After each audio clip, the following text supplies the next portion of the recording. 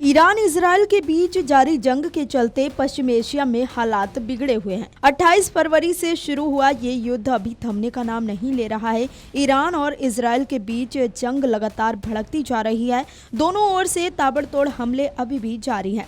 इस जंग से कई देश प्रभावित हो रहे हैं, खासकर हवाई उड़ानें इससे प्रभावित हो रही हैं। इसी बीच हवाई यात्राओं को लेकर डीजीसीए ने बड़ा फैसला लिया है। आपको बता दें कि पश्चिम एशिया में बढ़ते संघर्ष के बीच नागरिक उड्डयन महानिदेशालय यानी कि डीजीसीए ने देश की सभी एयरलाइंस को खाड़ी देशों के हवाई क्षेत्रों से बचने और सुरक्षा जोखिम आकलन के बाद आकस्मिक योजनाएं तैयार करने के निर्देश दिए हैं। ये कदम यात्रियों और उड़ानों की सुरक्षा को ध्यान में रखते हुए उठाया गया है। एडवाइजरी के मुताबिक ईरान के ऊपर हाल ही में हुए अमेरिकी और इजरायली के साझा अन्य हमलों ने नागरिक उड्डयन के लिए एक हाई रिस्क जैसा माहौल बना दिया है और तेहरान के जवाबी पलटवार की वजह से क्षेत्रीय हवाई क्षेत्र के खासा प्रभावित होने की आशंका बनी हुई है।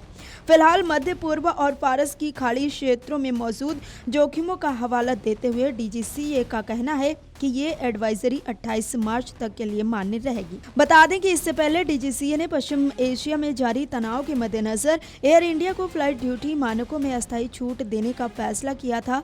ईरान और इराक के हवाई क्षेत्र पर प्रतिबंधों के कारण एयर इंडिया को लंबे वैकल्पिक उड़ान मार्गों का इस्तेमाल करना पड़ रहा है, जिससे उड़ान का समय बढ़ गया है। इसी को ध्यान में रखते हुए डीजीसीए ने हालात सामान्य होने तक एयर इंडिया को ये अस्थायी राहत दी है।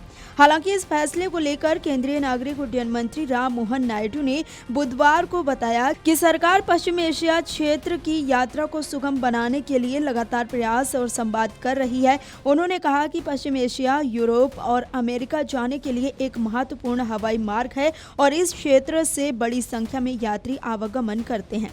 नायडू ने कहा कि हम शुरुआत से ही एयरलाइंस के साथ संपर्क में हैं, क्योंकि हमारी प्राथमिकता है कि उनकी सेवाएं सुचारू रूप से चलती रहें। केंद्रीय मंत्री ने यह भी स्वीकार किया कि मौजूदा स्थिति चुनौतीपूर्ण है। उन्होंने कहा कि कुछ हवाई अड्डे फिलहाल बंद हैं, जिससे स्थिति जटिल बनी हुई है। हालांकि नागरिक उड्डयन मंत्रालय इस परिस्थिति से निपटने के लिए हर संभव प्रयास कर रहा है। आपको बता दें कि पश्चिम एशिया में मौजूदा संघर्ष 28 फरवरी को ईरान के सर्वोच्च नेता अयातुल्लाह अली खामेनेई की हत्या के साथ शुरू हुआ, जिसके बाद अमेरिका, इजराइल और ईरान के बीच टकराव बढ़ गया। अमेरिका इजराइल के हमलों के जवाब में ईरान ने खाड़ी देशों में स्थित अमेरिकी सैन्य ठिकानों पर हमले किए, जिससे पूरा खाड़ी क्षेत्र युद्ध की चपेट में आ गया। इस युद्ध के चलते होर्मुज जल डमरू मध्य बाधित हो गया है और इससे ऊर्जा संकट पैदा हो गया है। युद्ध में ऊर्जा ठिकानों पर हमलों ने हालातों को और भी चिंताजनक बना दिया है। Video desk amarujala.com।